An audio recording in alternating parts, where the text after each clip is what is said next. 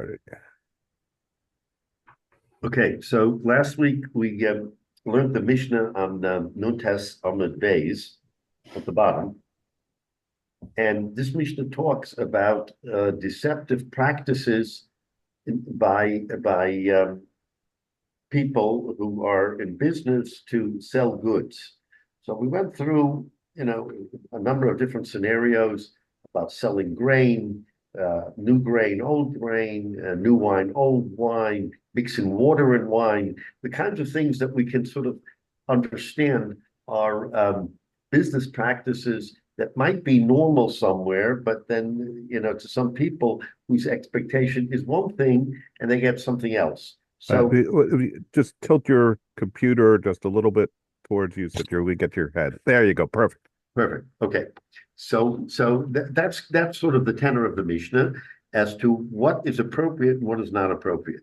So now, actually, this Gemara is going to take the Mishnah one by one, so it'll be a good chazara for each of the individual cases, and the Gemara is going to talk about. So the Gemara starts, Tana Rabbanan,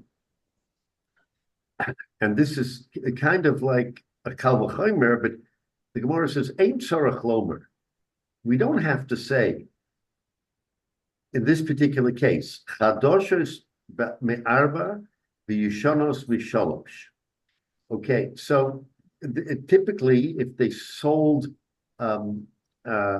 grain, let's say, they would sell it in measures of a saw. A saw was the typical sort of measure, maybe we call a pound, of how they sold.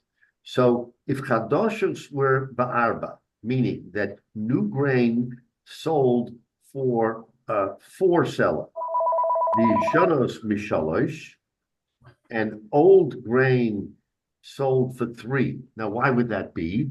Because we said last week that old grain produces more flour, so it's more expensive. You could only get 3 saw, right? You can only get 3 saw for a sela, and whereas chadoshes you get 4. So the Gemara says, "Ein tzarach lomer chadoshes me'arvin v'yishanos b'shalosh de'ein ma'arvin." We certainly understand that you can't mix the chadoshes, which is cheaper, into the yishanos, which is more expensive, because what you can do, you're basically going to downgrade it. You're going to make it less productive because you're going to get less grain. So he says, Ela afilu chadoshes mishalosh. But even if the chadoshes were shalosh, meaning they were more expensive, the yishanos me'arba, because you could buy 4 saw of the old, whereas you could only buy 3 saw of the new. So you would think, oh, if they're more expensive, then we should deal with it differently, right? He says, no, ein ma'arvin. In other words, you can't mix chadoshes and yishanos, because yishanos, regardless of the price, are always, the yield is greater and therefore they're considered better. So that's what he means. They ain't tzarach lomer. Of course, if the chadoshes are cheaper, you can't mix. But even when the chadoshes are more expensive, for some reason, some people may say, "I want chadosh because chadosh sort of maybe it's new, something new. I want something new." But that's less productive than the yishana. So even if the chadoshes are more expensive, says the Gemara, ein ma'arvin, you're not allowed to sell, because the principle is that chadoshes into yishanos you may not sell. Now, of course, yishanos into chadoshes, if a person is selling chadosh and then he includes some yashan in there, which makes it more productive, then that's not cheating, because there he's giving you more bang for your buck. But if you're going to sell yishanos on the marketplace and you slip in some chadoshes, even though some people might like chadosh, but for the majority of the people, it's watering down, so to speak, the yashan, and therefore you're not allowed to do it. So that's the first case of the Gemara, when we talked about mixing the grains. Now, why? So why would you think so? Why? Because the new grain, the chodosh, in the case the Gemara brought down here, is more expensive than the old. Why is there a havamina for that? So he says because there are people. I'm not sure who'll bring this down. There are people who like to harvest the grain and then take it all the way through the process and then finally thresh it and everything else and use it. In other words, it's kind of like I have a connection to this grain, even though it starts out with less yield. But if a person wants to sort of nurture it along and not use it right away for grain, so he's not so worried about the end result of how much he'll produce from the grain, because he's not going to thresh it right away. He's going to put it in the silo. He'll use it, and then finally, when he uses it, it'll be yashan of its own, but it'll be his yashan. In other words, the yashan that he's cultivated from the beginning. So that's the havamina of the Gemara as to why, if you have chodesh and it's more expensive, you should be able to mix it. So the Gemara says, "Ein tzarach lomer."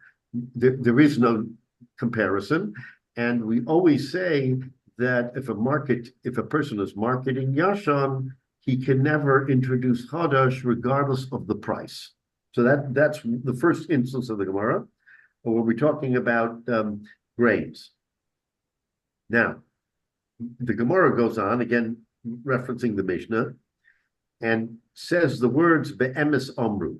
Be'emes omru means in truth. So what does that mean in truth? Everything we learn is be'emes. So what does that mean? So the Gemara is going to explain.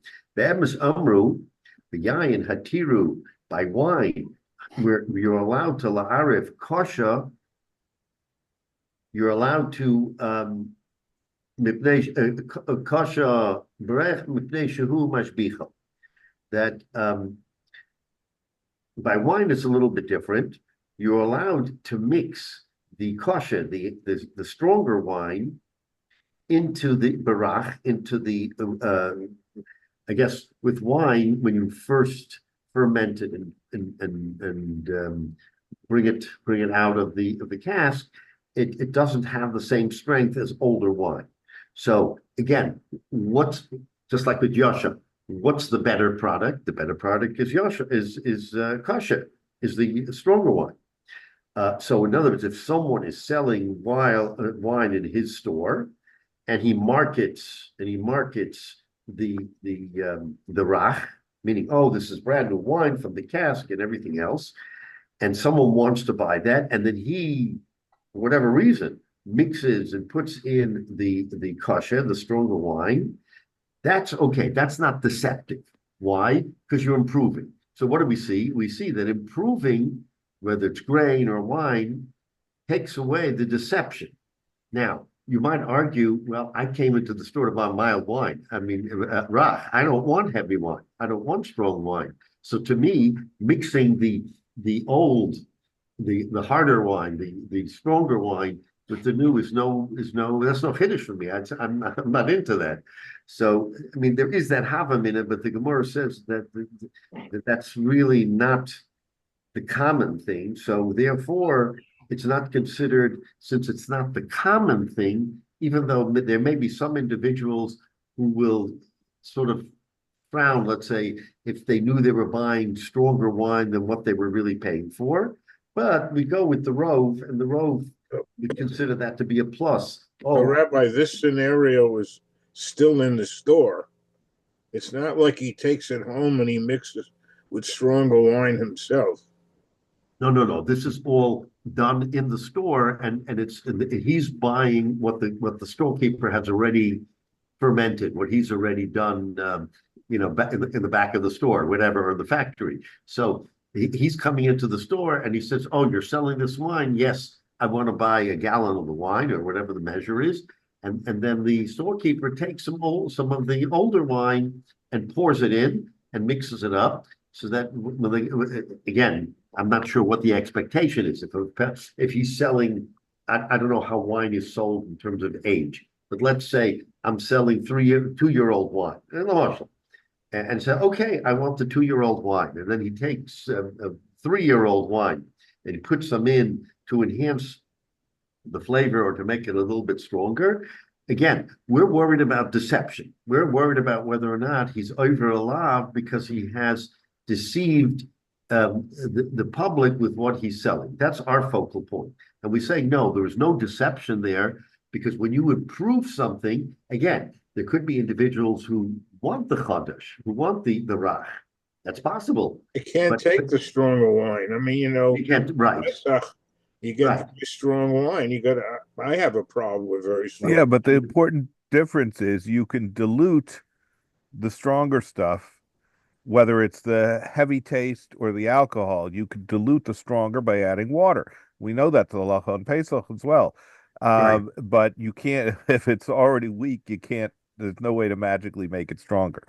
But the storekeeper's not adding water to offset the older wine that he's mixing in. No, he's taking older wine that he has in his older wine, right. period. But the point is that you could take, if you got the stronger stuff, you picked it up and you got the stronger, I was like, oh my goodness, take a taste. You can do it yourself. You could do it yourself. But if you got the weaker stuff when you expected the stronger stuff, you're really stuck. Right, but let's say you want to be buying wine for Pesach, and I'm an example, because when I buy wine for Pesach, I always buy a lower alcohol content because I'd rather drink wine than juice. And to me, if I can get a lower wine, then that's what I want to do. So if I go into the store now, we buy bottled wines, already says what the percentage is, so there's no chance of any mix-up. But back in the day, they didn't have bottled wine that you bought off the shelf. You came in, you wanted wine, you went to the cask, and he turned on the spigot and he poured it for you. So if I say I want from the Rach, for the Arbor, I can't drink heavy wine, and then he surreptitiously puts in a little bit of the stronger wine, then yes, it makes the wine stronger, but it's not considered deceptive. And I think, Menashe, you hit on something, is because if my taste bud tells me, oh, this isn't the wine that I really was buying, then you dilute it a little bit, and it becomes that. So you're not really deceiving him, because if he likes the taste, because the older wine gives it a little bit more. But he's not getting what he wanted to, what he paid for. That's the issue here. It's deceptive. The question is whether it's bad. But if he's allergic to wine that's too strong, wine, yeah. The deception took place in the storekeeper. Right, but the allergies don't work that now. It can be a problem, but particularly if he hasn't tasted it and he takes a large coat and takes it in one gulp for the arborcosis, then you can argue that it's being damaged. Right. It's too late. He drank it already. And that could be a danger to the person. So he's deceiving indirectly. The question is, it is a deception. The question is whether it's a deception that's allowable. He's not deceiving the purchase. He's deceiving the effect it may have on the customer. But I think the ikar is that the way the Amoraim, the way it was looked at the time, is that there were practices of mixing wine. That was a given.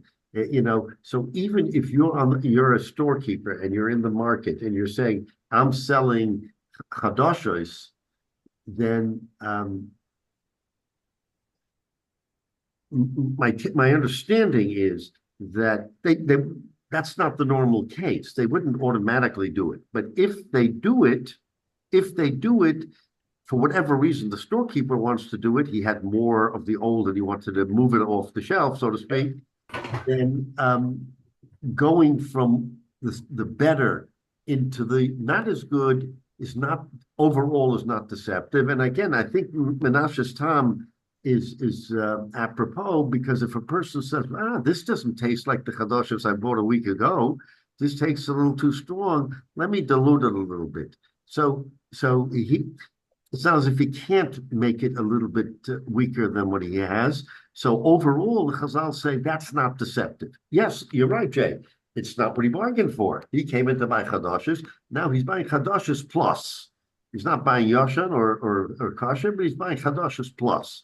But there is a remedy to that, and that's why it's not considered deceptive, because for most people, maybe having a little touch of the stronger wine might enhance the flavor for them. So I think that's the thinking here. I don't still understand how the potential danger to somebody who's allergic to wine that's too strong and can get, I get a lot of pains in my back and all kinds of things happen if I drink wine that's too strong.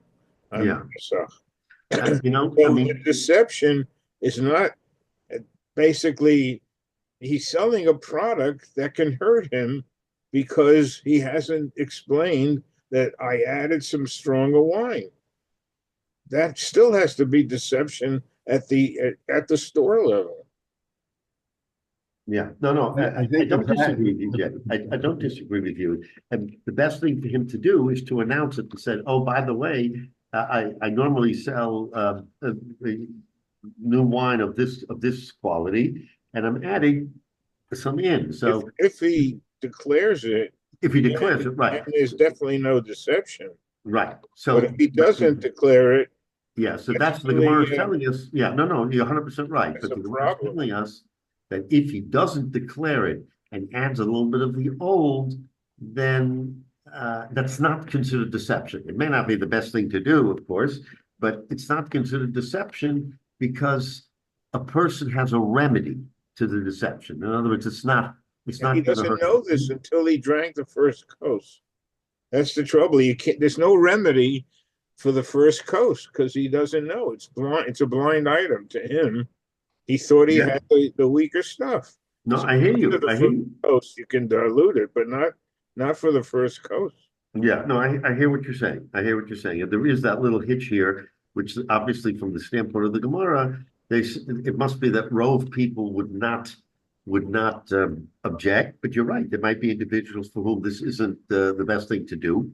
And but the cloud here is that overall it's not deceptive. It may not be the right thing to do, but in terms of the Isser that we're saying of either Genevas Das or just deception, we're saying that it doesn't rise to that level. I hear what you're saying, Jay. You're not wrong.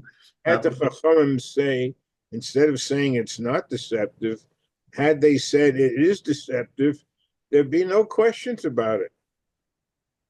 The storekeeper now knows it'd be better for the public if the storekeeper was required to announce when he mixes it differently. Right. So that's what the Chachamim should have done to prevent a big mistake, and it could really make somebody very sick. It used to be that the wine in the barrels used to be almost like a jelly. And when you took it out of the barrel, you had to dilute it with water in order to be able to drink it.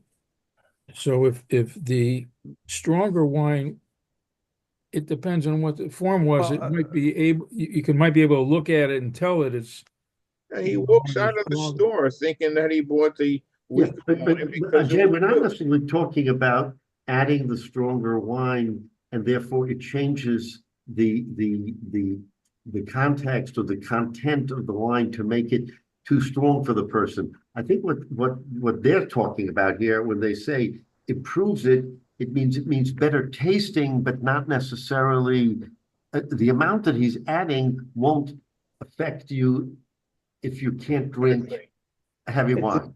They're assuming that there's no medical about taste. Yeah, that the older wine makes it taste better, but doesn't necessarily, based on the percentage of old wine you put in, it isn't going to make you shicker all of a sudden. It isn't going to make you.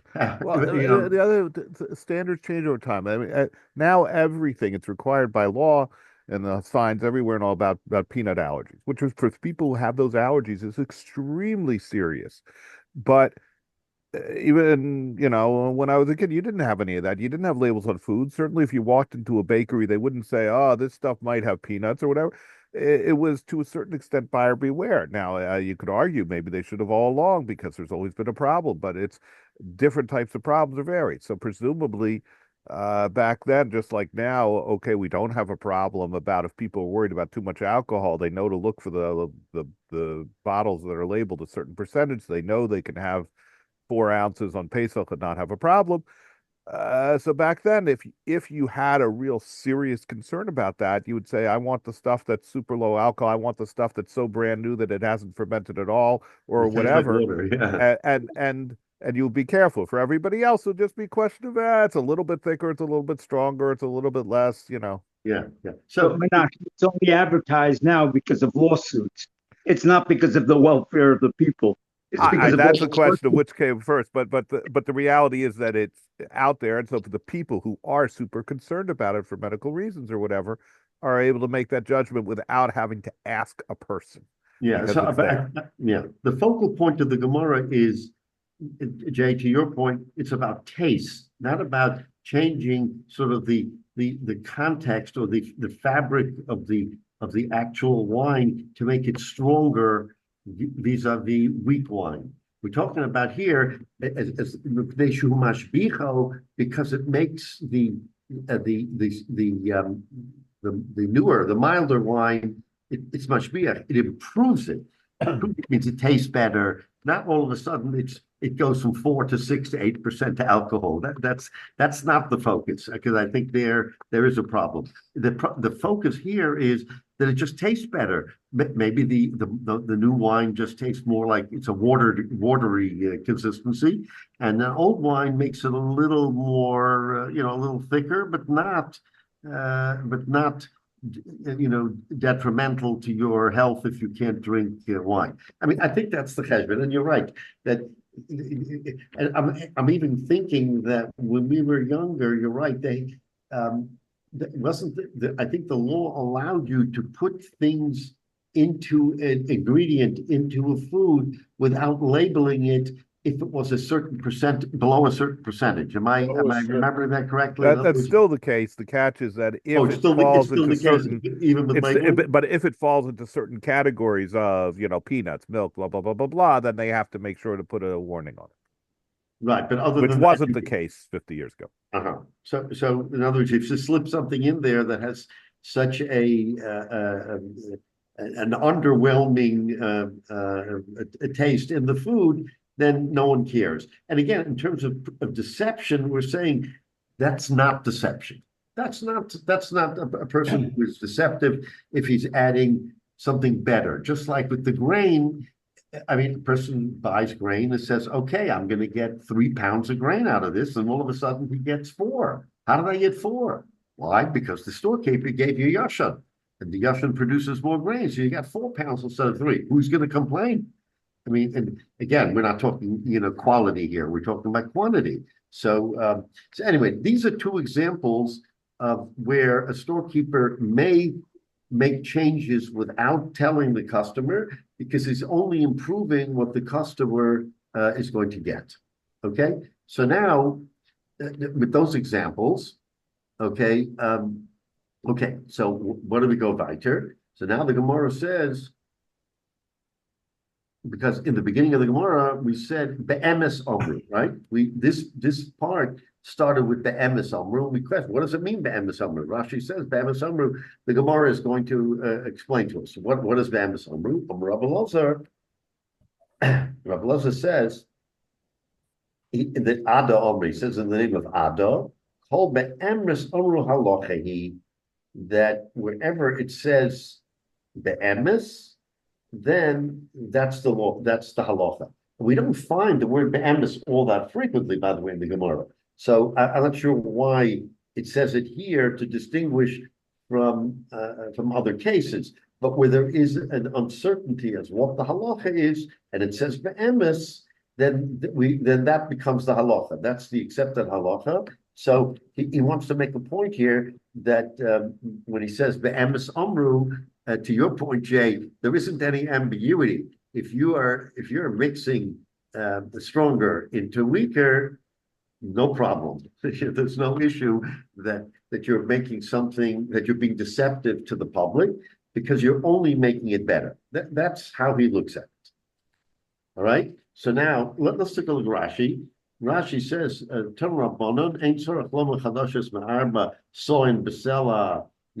were talking about, by the grain. Soin besela, the yishanos b'shalosh soin besela, the ein ma'arvin, right? Chadashos b'yishanos, you can't be ma'arv the new into the old. The whole old, b'cheskes yishenos mokrim. If you're selling it in the b'cheskes yishenos, meaning you're going to get a certain volume of flour, nimsa manu umochalo zulas b'toras yikaris.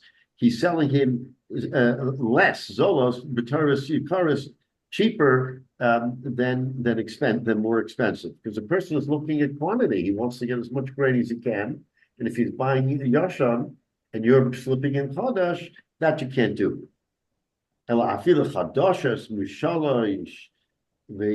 וישנס בארבע, אין מערבין, ואף על פי שהחדש יקרס מהן, even though the chodesh is more expensive, so you might think, oh, it's more expensive, it's better, I'm allowed to do it.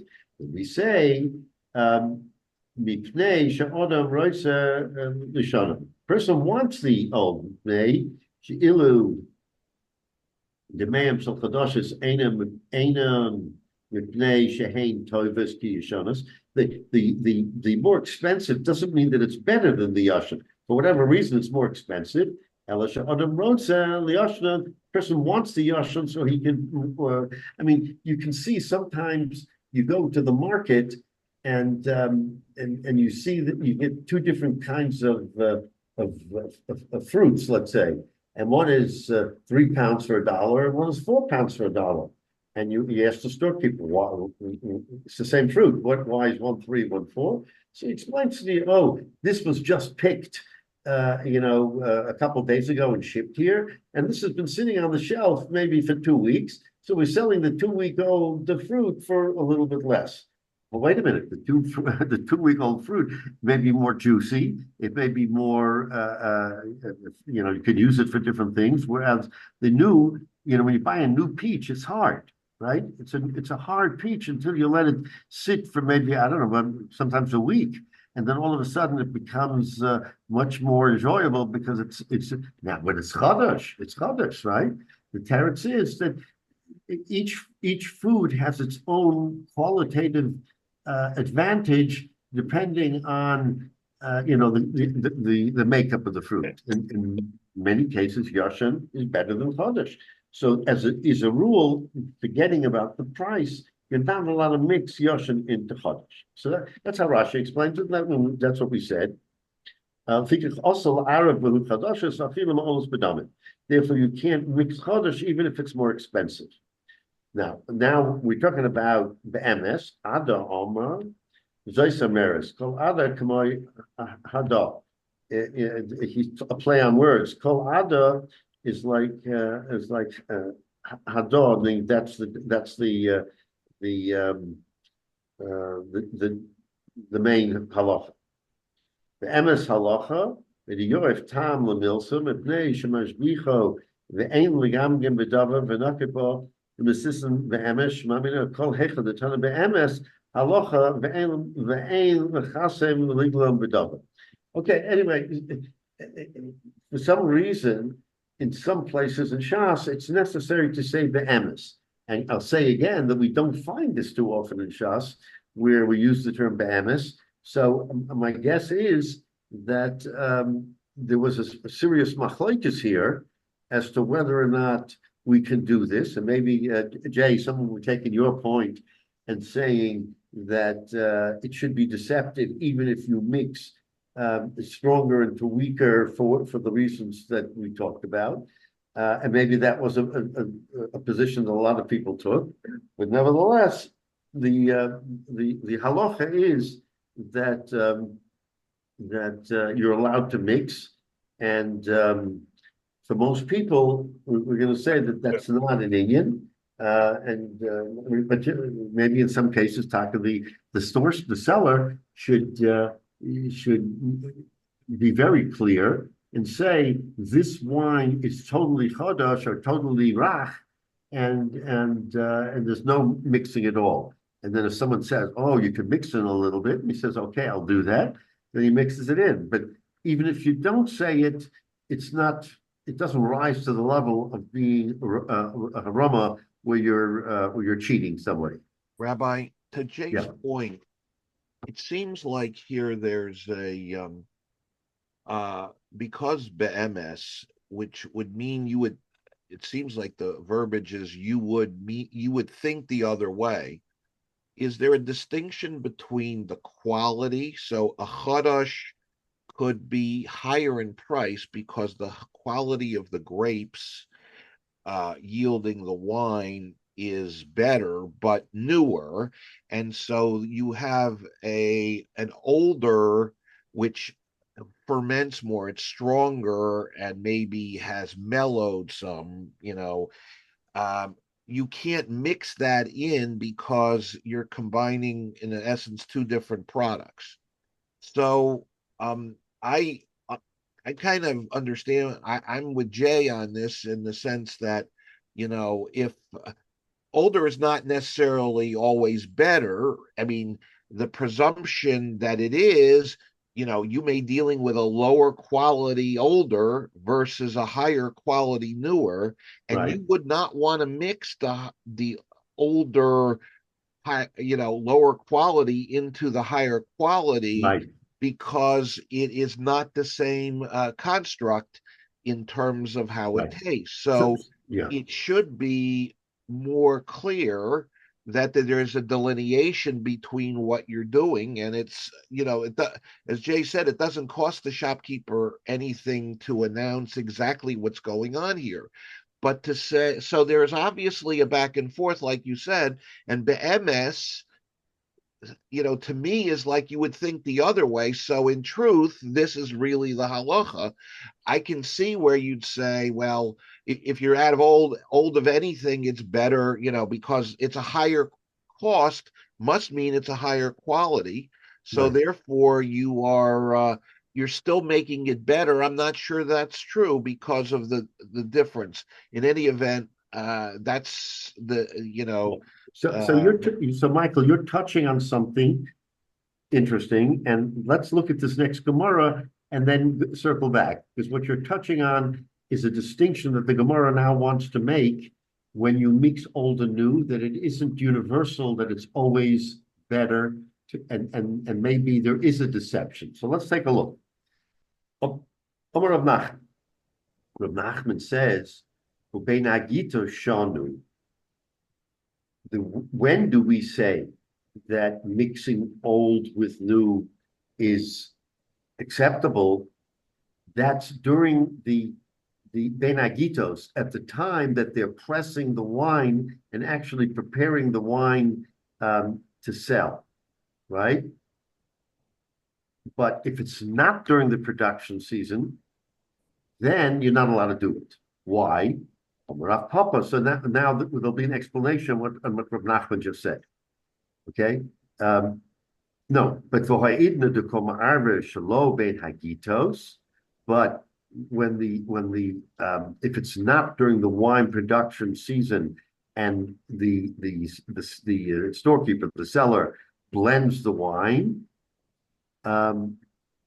then according to Rav Nachman, it's not permitted. So in other words, there's a limitation to when you're allowed to do it. And I think that's maybe what you're trying to say, and what Jay is trying to say, is that during the wine production season, if a person, okay, he hasn't come to the public yet, it's still in the press. They're pressing the wine, and the one press has one type, and one press has another type.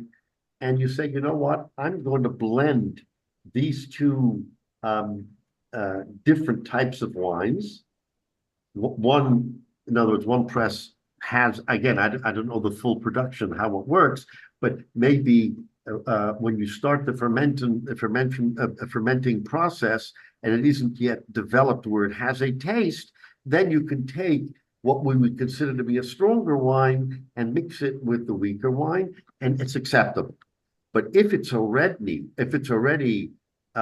blended, in other words, the wines are already ready to go, now I'm going to take some stronger and put it into the weaker, then that is not acceptable. That's considered deception.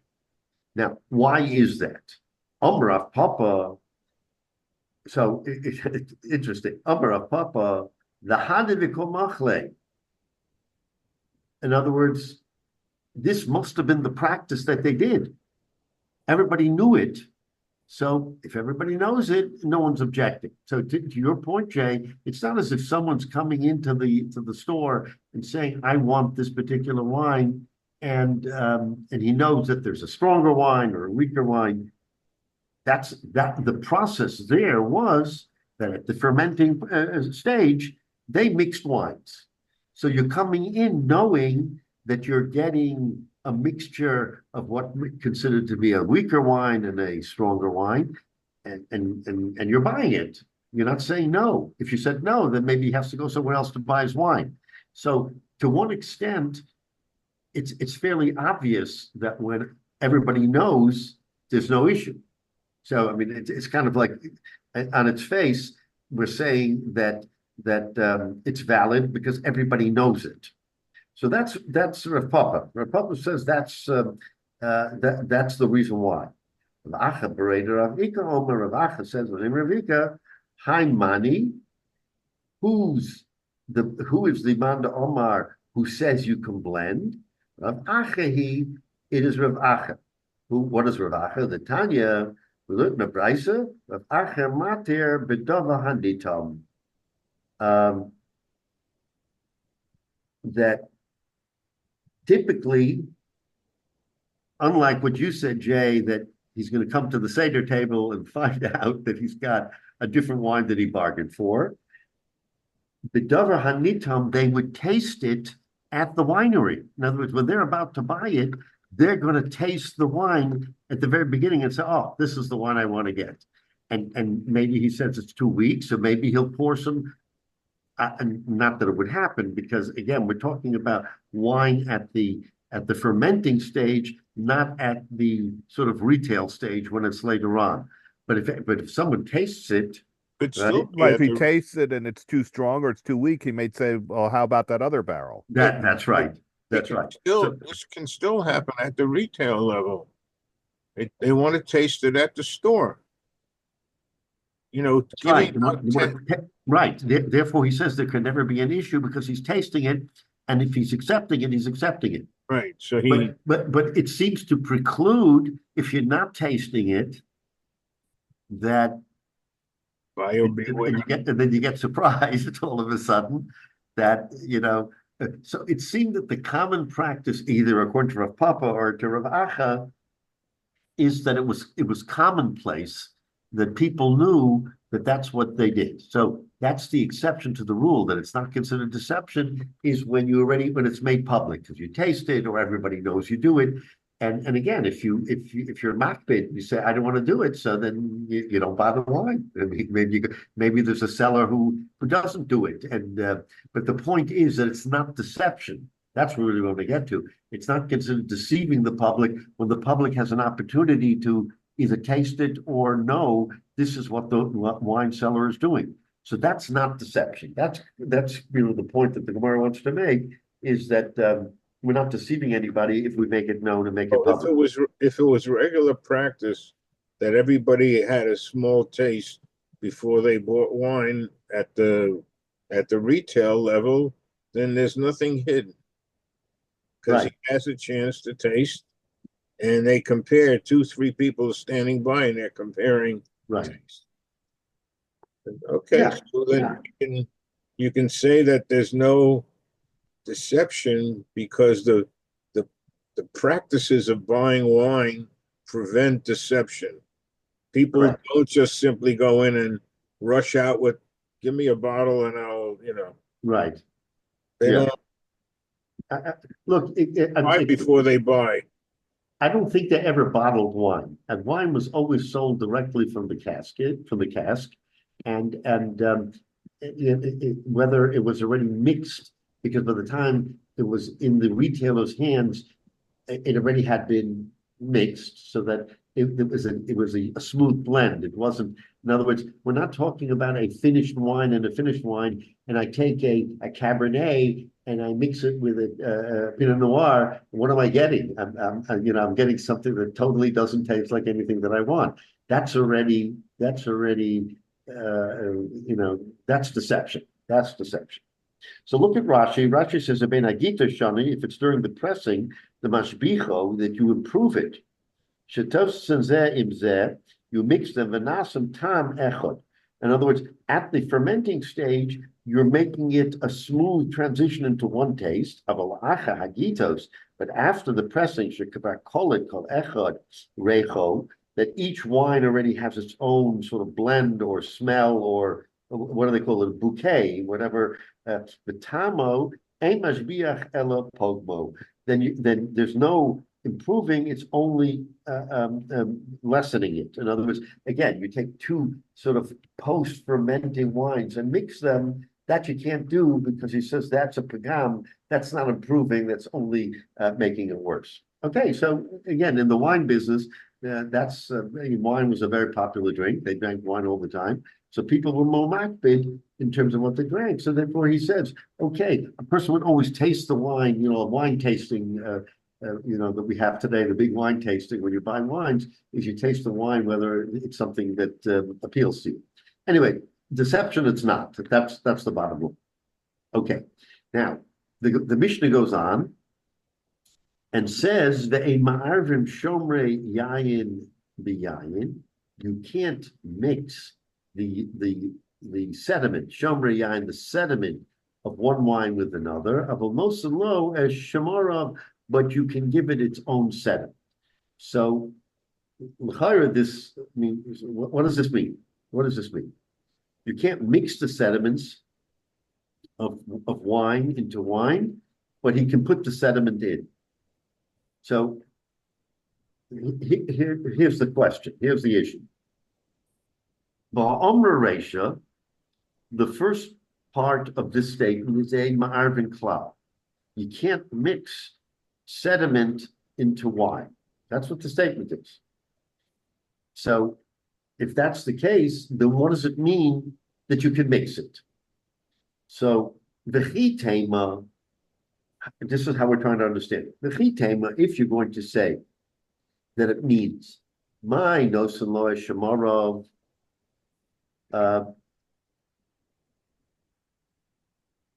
that the seller can put the sediment into the wine, the komoidele. In other words, when does he do it? When he tells the public, I'm doing it. Just like we said before about the wine that everybody knows, or in other words, if he makes it known, I'm putting the sediment into the wine, then l'chayra, when it says you can put it in, it means that he's already told the public. If that's what it means, ha midikani seifa, but you can't say that that's what it means, because in the seifa, what's the next case? So you can't sell it on the retail level in a store unless he tells everybody, I've mixed the wine and it is now it's lesser, it's thinner, whatever. Rabbi, can you clarify this? Because I'm not understanding. So are we talking about the sediment in the same barrel that we're talking about? Okay. Or are we talking about moving sediment from a similar kind from another barrel and mixing it in? Right. So that is going to be the clarity we're going to talk about, because right now we don't know what it means. We don't know exactly what you just said. Is it wine sediment of the same wine into the wine, or is it sediment from one wine into another? That's what this Mishnah is not clear. The Gemara is trying to clarify what is permissible and what is not permissible, right? That's exactly the point, Mike. So the Gemara says, what does a sediment do when you add it in?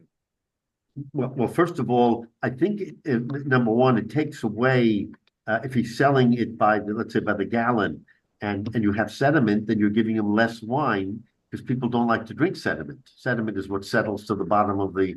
So it's a solid. It's closer to a solid than wine. So why would there be any reason to have sediment in the wine? Because I'm missing something.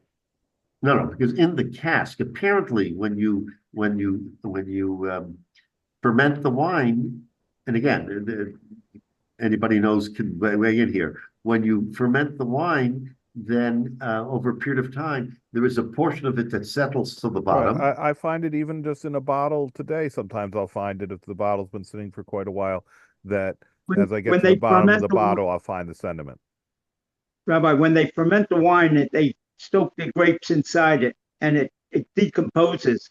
The skin falls off, and that goes to the bottom. And that becomes the sediment. Right. And then usually they siphon that off again afterwards, but that will also stop the fermentation.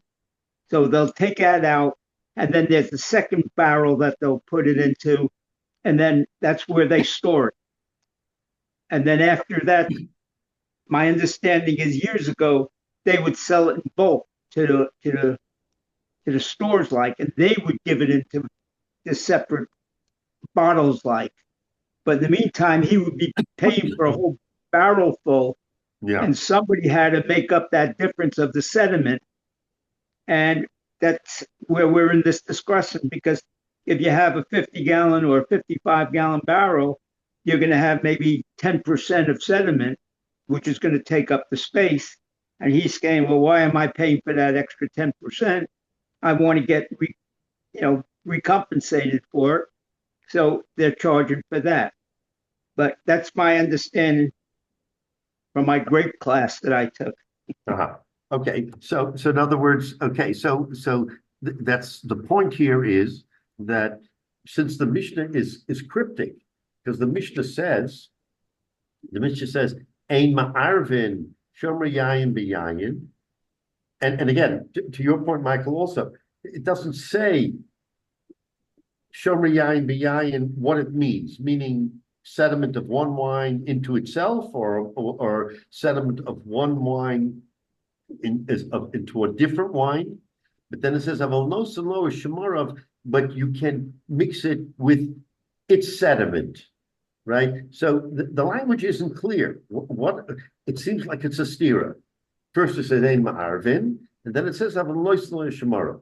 So the Gemara is trying to break it down to understand and what it means. So it says, if you're going to say that a person can put the sediment into the wine, it means only when he tells the buyer, this is what I'm doing. I'm putting the sediment into the wine. And maybe that's the explanation. He says, no, that can't be the explanation. What is the seifa? Remember, we said, lo yimkerena b'chanus el imkei modo. In other words, remember when we talked about selling it on the retail level or on the wholesale level. So if he sells it on the retail level, right, then he'll tell the customer, I'm mixing the wine, I'm mixing the sediment, and the person will say, fine, I'll buy it with the sediment. So that's what it must mean. Says the Gemara, and again, below the tagar afapisha modia, and you can't sell it to the wholesaler, because if you sell it diluted, he'll dilute it even further. Okay, but since that's the seifa saying that for the storekeeper has to publicize it to the purchaser, bichlal, the reisha afal gavdalo modele. So it has to be that the reisha, it's permitted even without notifying, because if the seifa tells us, and this is the rule in Shas, if the seifa will tell us a chiddush, you know what? You can't sell it unless you notify. And if that's the second case, the seifa, then the reisha can't be the same. Otherwise, what's the difference in the reisha and the seifa? So the reisha has to mean that he didn't publicize. And we're saying that the reason why it's permitted, the commodale, because he is publicizing it, but that can't be, because the first case of the Gemara is not about publicizing, because only the seifa is about publicizing. So the kasha here is, how do we understand? You wanted to tell me that the reason why it's permitted to put the shomrav into the yayin because he's publicizing, but that's not the case, because we only find that out on the seifa. And the reisha and the seifa can't be the same. So the Gemara is trying to understand how these two phrases, how they correspond to each other. Omar of Yehuda, no. Omar. This is what, and again, I think, Michael, to your question, a ma'arvin shemorim shall emesh b'shel yom, that you can't mix shomer, the sediment from older wine, b'shel yom, from today's wine. meaning he finished the barrel, and at the bottom of the barrel there was some sediment. So he takes the sediment and he pours it into the barrel that he's selling tomorrow or whatever. In other words, he finished one barrel, but the sediment was still on the bottom of the barrel. He took it and poured it into the new barrel that he's selling now with wine. So if he's doing that, he's mixing sediment of one wine into the sediment of another wine. He's saying that you can't do. In other words, this is post-fermentation already, right? So before we said that during the fermenting process, it's a seamless transition, we're allowed to do it. But if you already have the wine in the cask and now you want to sell it, and then you sold out the wine and you left, and there was something left, and then you come the next day and says, oh, I've got all this sediment in the barrel, what should I do? I'll pour it into the new barrel. So say that you can't do. Velo shel yom shel emesh. Or, for instance, the other way around. Let's say he didn't sell out the wine yesterday. He still has some left. And he says, you know what? I'm going to take from this barrel, this new barrel that I have today, I'm going to pour it into the barrel that I didn't finish yesterday, and I'll sell that wine. So it says that you may not do. But avoloisle shemarav, you can put the sediment into the wine from which it came. In other words, you have wine that has sediment, and then you sold some of the wine, okay, and there may have been sediment left over or whatever, and then you say, you know what? And he took it out for whatever reason. I'm not sure why he would have done that. So the leftover wine, if he wants to pour it back into the cask that it started from, with the sediment that it was fermenting with, that you're allowed to do, because that's not considered deceptive. In other words, post-fermentation, you've already established each wine and its own sort of body or taste or whatever the wine is.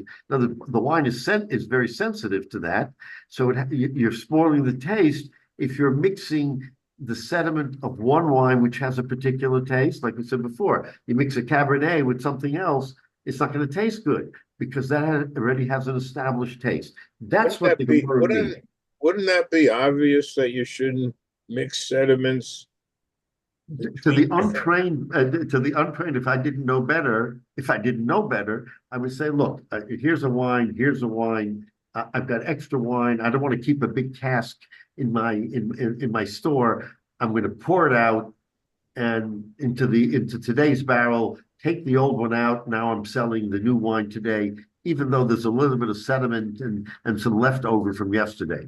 I mean, again, if you're not a connoisseur, maybe you think that that's okay to do. Or if you know and you say, I'm going to do it anyway because it makes it easier for me, that's deceptive. Because now you're selling something to the public that they're not expecting.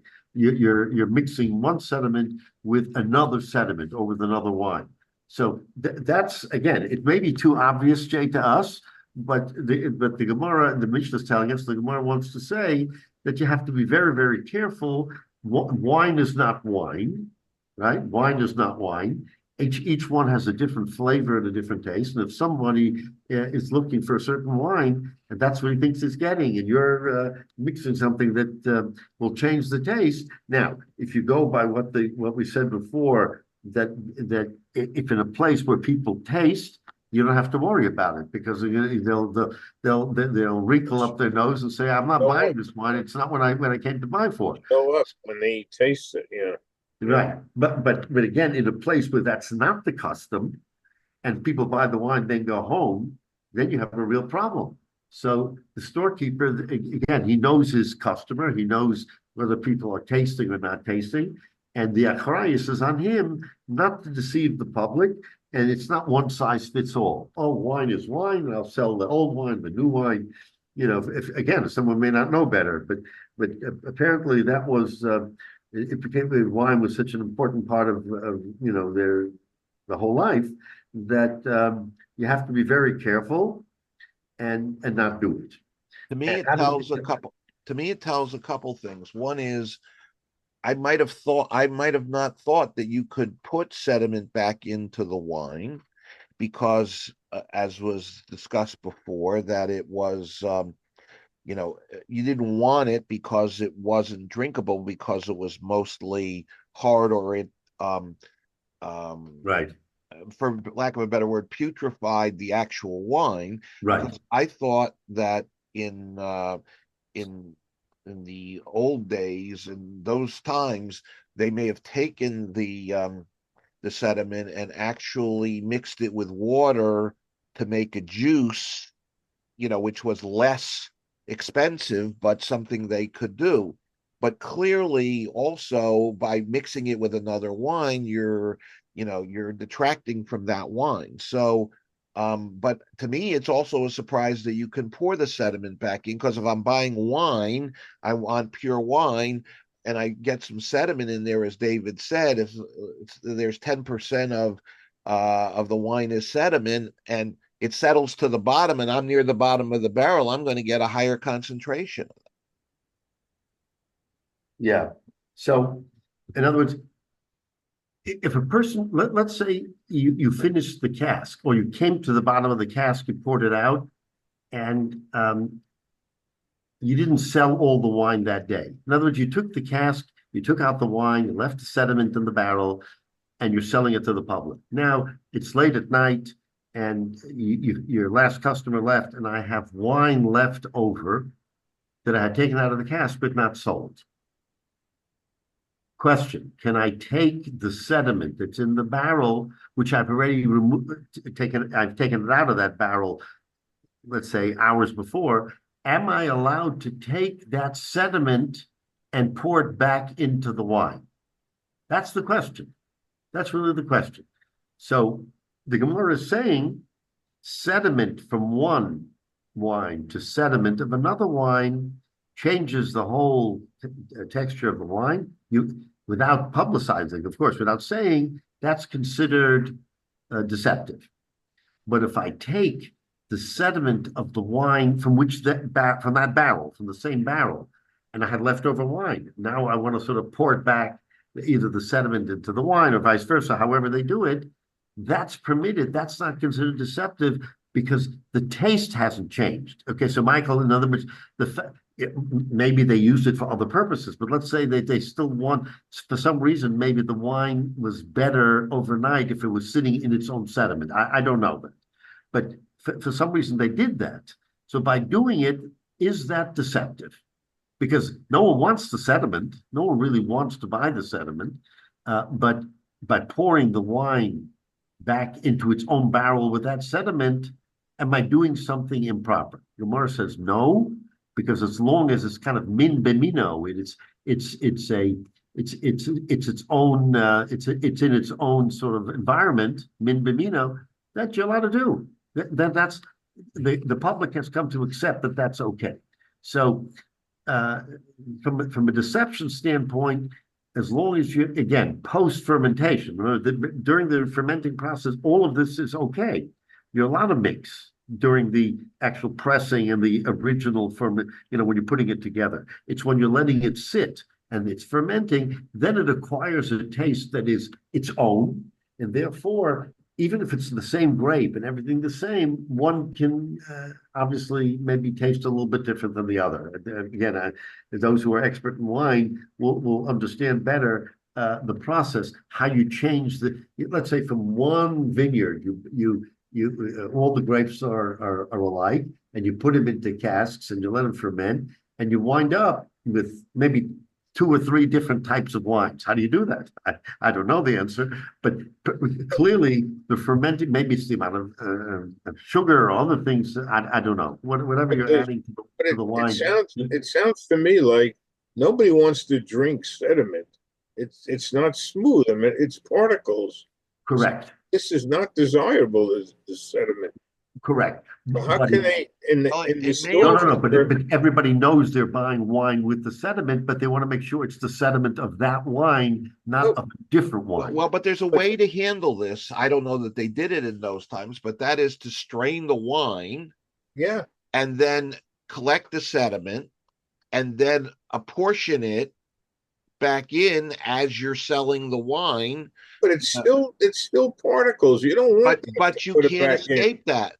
What the Gemara is saying is you don't have to get rid of it or sell it separately or make something else out of it. You can use it as long as it's in the production. It shouldn't be desirable. But they're saying that you can still sell it as wine if it's put back in the original barrel. So it's a question. If you're at the bottom of the barrel, you're going to get more sediment than you are at the top of the barrel. So it allows you to strain that. And it's what I would think one would want to do, and sift it and then put it back in as you sold it along so that it's apportioned as wine all the way in. Because my father, all of a sudden, used to make his own wine and in the basement. And I think, if I'm not mistaken, he had a cloth that everything went through the filter. The cloth, right. You didn't want the sediment. Right. But this is saying you can sell it, and the retailer can sell it. And what you want to do to make it so you're not compromising your value is if you spread it, because if nobody's going to buy, like you say, Jay, nobody's going to buy the bottom, which is all, mostly sediment. So for the same price as they would pay for anything else. So, but this Gemara seems to be saying that in the production phase, as you're collecting sediment, you can put it back in and sell it as wine. So take a look, Michael, exactly to what you just said. So the Gemara wants to bring a raya to Rabbi Yehuda. What's the raya? Tani name hocha. We learned in the brisa, Rabbi Yehuda Omer, the same Rabbi Yehuda says in the brisa, hashofe yain lechavero. In other words, someone poured wine. Now, the pouring of wine is without the sediment. In other words, you're taking the wine, from the cask or whatever, and you're slowly pouring. The sediment is at the bottom, as you just said. So the top of the wine will have no sediment. So someone who pours wine for his friend, harizeh lo yerav shel emesh b'shel yom, he shouldn't then mix the sediment from the wine that he sold yesterday into today's, below shel yom b'shel emesh, and he shouldn't, vice versa, mix the sediment from the wine he's selling today into yesterday's wine, because they have obviously different properties. But but he can mix back the sediment from yesterday into yesterday, to your point, what you just said. So he says that was a brisa, and therefore Rabbi Yehuda says from that brisa I see that as long as it's kind of min b'mino, it's the same min, it's the same cask, it's the same type, you may do it, but you can't mix, because mixing is considered deceptive. So in the wine business, which obviously was very flourishing and it was a big business, people had to be very careful in terms of not saying, oh, I'm a little short, I'll take yesterday's wine or yesterday's sediment and mix it. And maybe that was a common practice that they had to be careful about, because people didn't want to have spoilage, because then you lose your profit. So I'll salvage by pouring yesterday's into today's. Who's going to know? That the Gemara says is deceptive. So that's your point, Michael. I think that well, it's to aggrandize your remuneration. I mean, so if you only sold, to Jay's point, if you only sold sediment at, you get the bottom of the barrel and you get sediment, it's not worth the same. So you can't, you taste that, you say, I'm not paying full dollar for this. But if you can separate it and pour it back so it's spread amongst all the buyers, then you can get full value for every amount you sell. So, but that the Gemara says is permissible. Right. So that in other words, again, in the wine industry, there must be the unwritten rule of how people sell wine, that you can't. Again, we saw earlier when the Gemara said that in a community where people taste, then more bets are off. You don't have to worry about it, because Rabbi, can we take a community trip to a vintner like Rashi and test this out and actually taste and actually see the process? Let's find one that's closer to home, and maybe we'll take a field trip. Yeah. We'll see how it's actually done. It's probably wineries not too far from where we live. It could be. The problem is finding a kosher one, right? That's the problem. Yeah, we want to be One able to right taste in it. I its have to have a kosher wine. We want to process. taste it. got one right around the corner from me. Okay, how far is that? We'll go there, David. It's right there by the cemetery, what makes Is What the that makes one the one on they used kosher? to Road. bootleg liquor in? What Huh? makes the wine kosher at the grape level when you go to any place that's making As soon wine? as they press the grapes, if it's a non-Jew or arguably even non-Shomer Shabbos Jew, but certainly a non-Jew, doing the Yeah, act of pressing the grapes or handling the grape juice at that point, it's now non-kosher. Right, right. But we can still go see it. Yeah.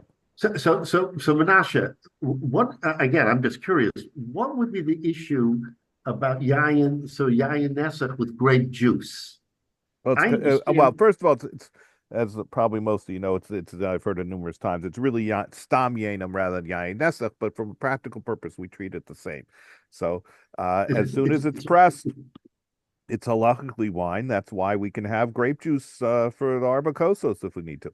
So it's halachically No, wine. it's considered wine, right? But it doesn't Yeah. have the property. Yeah, no, I understand. Yeah, but doesn't ferment.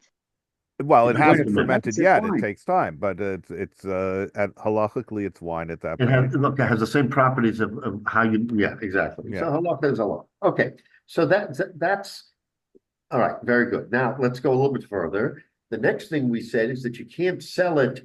You can sell it to a storekeeper, who you're telling because you tell him I've diluted it, right? Well, you put some water in. Mishnah Saraf mayim biyeno. Someone who puts some water into the yayin, and then came odio. So he has to inform the seller, the retailer. Oh, by the way, I've cut this wine by putting some water in it. You should know that's how you have to sell it. So that's permissible. But if you do the same thing and you sell it to a wholesaler, you can't rely that he isn't going to cut it further and say this is water and wine, but really it's twice diluted. Okay, that's the Mishnah. So now the Gemara is going to tell us the following: Rava, Aisele Chamra Mechanusa. So Rava, people brought Rava wine from the store. Okay, he asked for wine, and they brought him wine from a retailer. Mazge Tame. Then his custom, his minhag was that he put water into the wine. That was Rava's minhag. Once he put it in, lo hava bosid, it was no longer, didn't taste good. After he put the wine and diluted it further, now he knew that there was water in the wine because the fellow, I mean, they bought it from a retailer. So shadra l'chanusa. So after he put the water in, he sent it back to the storekeeper, and he said, "I don't want this wine." That's what Rava did. Amalei Abaya. So Abaya said to Rava, "V'ha'anan tanan." We learned in a Mishnah, "Below the tiger, afapisha hodio." You've now become a tiger. You can't sell wine to a tiger, even if you tell him it's diluted. Why? Because he may sell it, he may cut it further and says it's regular wine. So, in other words, he had a taina on Rava. Why Rava sent the wine back to the chanus? Because now it's kind of like lifnei iver. He's sending it back. He may not have told the storekeeper, "I put some wine in, I put water in it," but it didn't taste good. So he's sending it back. What is the storekeeper going to do? The storekeeper is going to sell it to the public. But now it's no longer once diluted; it's now twice diluted, just like a tager. So all of a sudden, Rava becomes a tager, and he's and it's lifnei iver because he didn't tell the chanus, the storekeeper, "Oh, by the way, I cut it a second time. You have to either notify the people or not." So Abaya has a taina on Rava. Why Rava is doing that? In other words, he's proving the point that a tagir is different, and he says you're a tagir basically because what you've done is you've now. He's not, but he's saying you're like a tagir because you're reselling it, you're sending it back, and this poor retailer is going to think it's the wine that he sent you, and in fact it's twice diluted wine. So Omalei, so Rava said to Abaya, Mazgadadi made the idea. he said there won't be a problem because when it gets back to the storekeeper, he's going to see that it is so watered down that he's going to know this is not the wine that I sent, and this is not what I can sell to the public because it's going to be so watery. I guess if you look at the wine, the consistency of the wine, and you look, it looks like water, not wine, because he puts in a lot of wine. He says, "Mazgadidi made the other." My dilution will be very clear. But what gives him the right to do that? He taints the product, returns it, wants his money back, and he spoiled the product. It's one thing if he tasted it that way, but this is what it says. He did it to the product. So how can he do that and send it back?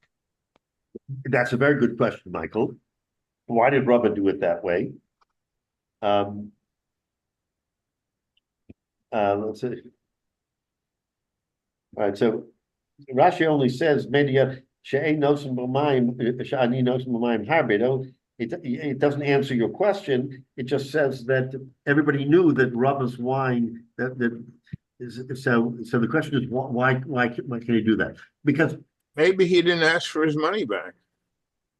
Well, but the storekeeper can sell that wine, Michael. He just has to tell people it's very diluted. Yeah, but it obviously loses value, and he made that decision to alter it when he got it and then sends it back. So he didn't return the full amount of money because he spoiled it. The storekeeper still can sell it, but he's not going to give. But you know, if you price back. I mean, obviously it's different now, but if you return something and you've made a change to the item, they won't give you the full amount. They won't take it back. Yeah, but they won't give you the full amount of money. Yeah, they might not give you anything because you were selling wine. But look, the storekeeper may have been honored that Rava bought his wine. I mean, you know, it's maybe. Yeah, but that doesn't give Rava the right to devalue. No, that's a good question. Yeah, it's a good question. Why did he return the wine after he watered it? He should have just taken the hit, but so to speak. He shouldn't have watered it and just returned it. Right. Yeah. He should have taken a little bit off, put some water in it, and then he could have returned it as it was. Minus the amount he took. Right. Yeah, so it's a little puzzling why he sent it back and what was the result of that send back. Was it just like you said, he said, I don't want to take it back and he didn't get the money, or he gave him a reduction. Again, the Gemara doesn't no discussion of the money. What happened? It doesn't say exactly how that transaction took place. Yeah. So we can speculate that maybe he didn't give him his full money back. But in any event, the question is, did the storekeeper know? So if he just sent it back, the storekeeper got it, he would say, okay, Rava doesn't want some of the wine. I'll sell it to the public. Says Rava. The storekeeper's a maven. He knows. That's the point. Back diluted. He knows it's diluted. Yeah, that's exactly the point Rava's making, is that there's no lifnei ivra, there's no deception here, because everybody knows that my wine that what I have is completely. But they don't know that it was Rava's wine unless he sells it as Rava's. No. He must have known it came from Rava. In other words, yes, but if he sells, this is the problem with the wholesaler. Because he's a retailer, you can trust him. But if he was a wholesaler, you couldn't trust him. But now he's diluted itself. So what? Why can't he sell the wine as wine, even though it's been diluted? Rava, the retailer, he's trustworthy. I mean, this is. It's obvious that Rava's the one that brought back the wine face to face. Yes, but when he sells it again, nobody's going to know that. No, he doesn't. He can sell it again as diluted wine because he knows it's diluted. The storekeeper looks at it. Yes, but if it was a wholesale, my point was if it was a wholesaler, we wouldn't be able to do that because we don't trust him because he's a wholesaler and he will dilute it on purpose and sell it as regular. But I thought this case is at the retail. It is at the retail. I'm being sarcastic to a certain extent because it's just I'm going to trust him because he's a retailer, but I watered it down. It just the whole scenario doesn't sound like the right way. Doesn't sound kosher. Anyway. Let's just put it that way. The whole deal wasn't kosher. Yeah. We have to speculate what happened. But let's look at the end of this. Now, so Rava said, no problem, because I dilute my wine, everybody will know. V'chitame or the tofu mechayle. But wait a minute. What happens when he sends it back to the storekeeper and the storekeeper sees that it was diluted wine? So what is he going to do? He's going to add stronger wine, right? Bring it back to what it should be. Exactly right. So the chitame, if you say that the tofu machayla, that he will add regular wine and therefore take the diluted wine and make it into regular wine, umazbin, and he will sell it like undiluted wine. In other words, it started off as let's say somewhat diluted wine, and he added water, making it more diluted. So what is the storekeeper going to do? He's going to add the stronger wine, and he'll market it as strong wine, not diluted wine. It still is diluted wine. He doesn't want to lose any money. That's exactly right. Had one dilution.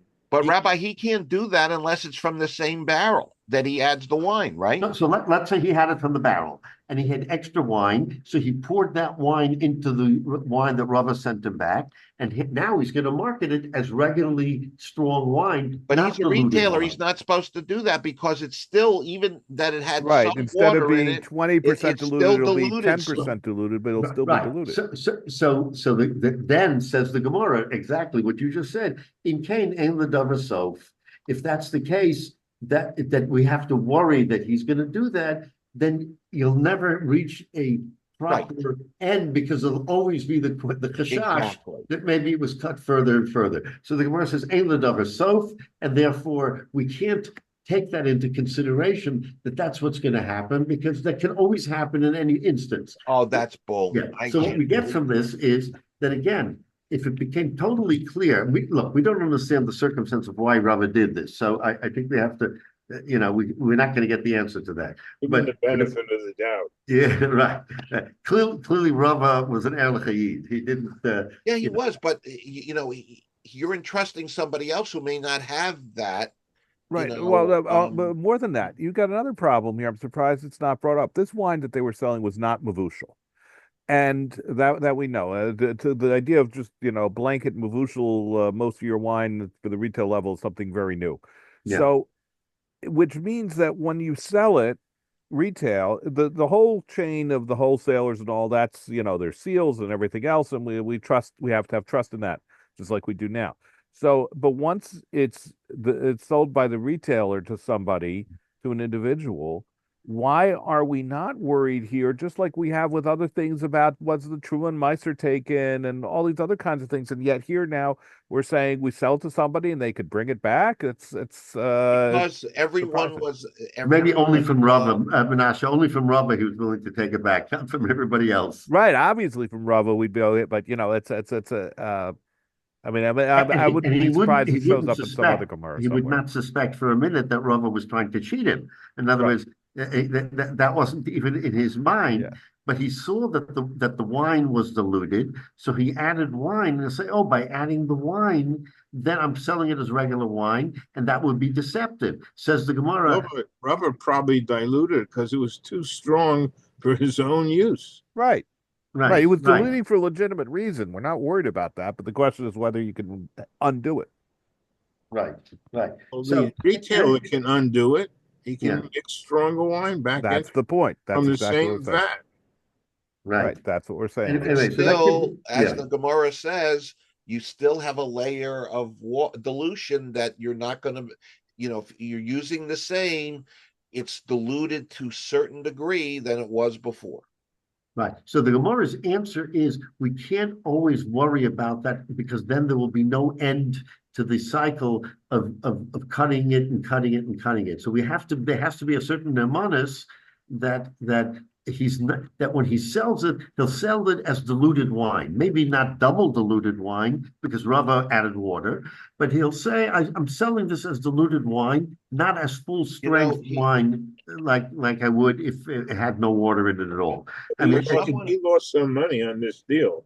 For someone of Rava's stature, you're putting the retailer in a position where to recoup, he may be to a certain extent falsifying the content and selling it as as it was before, And you shouldn't be doing that. I mean, you certainly can't sell it back to a wholesaler because they're not to be trusted. So, by definition. Today, every product, if you this is the hot dog of the Yankees. Here he's going to say, this is the wine of Rava. I sold wine to Rava, and therefore he'll have a certain cachet that he sold wine to Rava. So people will say, if Rava autographed it, it would be worth a ton. So, that's right. Exactly right. So I would buy wine. I would buy wine from Rava if he was here. So he was willing. I wouldn't ask too many questions. Right. So he was willing to take it back, even if it was diluted. Yeah, but if Rava rejected it, I don't know. It's not first rate. No, but we have a modern example. The Chafetz Chaim that he ended up. I think it was he had a store to make some money, so he could then spend the rest of his time learning and writing his books. And eventually, he closed his store because everybody wanted to buy from him. Right. So let's just finish the last few lines till the Mishnah. So now the question is, just overall, how much can you cut it? We've been talking about diluting. How much? What is it? So he says, in a place where everybody knew that, which we said before, as long as it was known that it was diluted, then that's okay. How much? So the Gemara says, Tana, we learned in the Brisa, lemechsa l'shlish l'revia. Again, that a third to a fourth. And it's totally on where you are. You can cut it 1 to 1, or 1 to 2, or 1 to 3. In other words, it's either a quarter, a third, or a half. As much as a half of water, you may do it. And again, it was totally on minute. Omer Rav, Benagita Shani. This is only during the Benagitas, which we established before. It could only be while they were pressing the wine, not at the retail level. Not when they already have the wine, you can no longer do it. So according to this, depending on the minute, it seems like wine was sold in different commodities. There was cheaper wine, more expensive wine, middle of the road wine, all depending on how you cut the wine. So some people wanted very strong wine, so then it was 1 to a Revia. Or if they wanted cheaper wine, and it was 1 to 1, it was lemechza. But in any event, the point is that it had to be known that wine was being diluted. That was the ikar, because that was something that was so important. So as long as you made it known, now the other answer was that people tasted it, but even if they didn't taste it, as long as they knew this wine cellar has 4 different types of wine, each with a different level of strength of and again, only from the barrel, not from the retail level, then that's acceptable. Again, it's not deceptive as long as you make it known to the public, I'm mixing water, it's okay, and here's what I'm doing. So again, I don't know if I'm buying wine today, am I buying how much dilution, again, whatever the process is. Today, we're much more sophisticated with our wines, but the question is, I don't look, but I don't remember ever seeing in a wine bottle that they talk about dilution and water. Has anybody seen that? Is that something that is commonplace? We do it that I don't know. We look at the other aspect, which is we look at the alcohols. It's a 12%, there's an 8%. Right. So anyway, Rabbi, can I just say, I wanted to say good morning to Tzvi because he came in a little late. Good morning, Tzvi. Yeah. All right. So this whole fascination about selling wine and everything else and grains, our Mishnah is very clear that deception has a clear pattern to it, and as long as you do what you're supposed to do by either announcing it or in some cases, we said even mixing without announcing it, if you're making it better, then that's not a deceptive practice. So, all right. So we finished this. We have one more Mishnah and some Gemara, and Mishnah next week we'll hopefully finish the Perek Azov, and then start the 5th Perek. So anyway, these are fascinating discussions, and again, we don't have all the answers. So sometimes you have to speculate why certain things happen the way they do, but we take it at face value. So anyway, Rabbi was a tzaddik. We're not worrying about. Thank you, Rabbi. All right. Rabbi. Yeah, have a wonderful day. Sei gesund. I guess. Happy post Purim to everybody. Happy post Purim, right? Actually, in Yerushalayim today, it's Purim because they had Shushan Purim was yesterday. They couldn't. They have to have it today, Sunday. Right.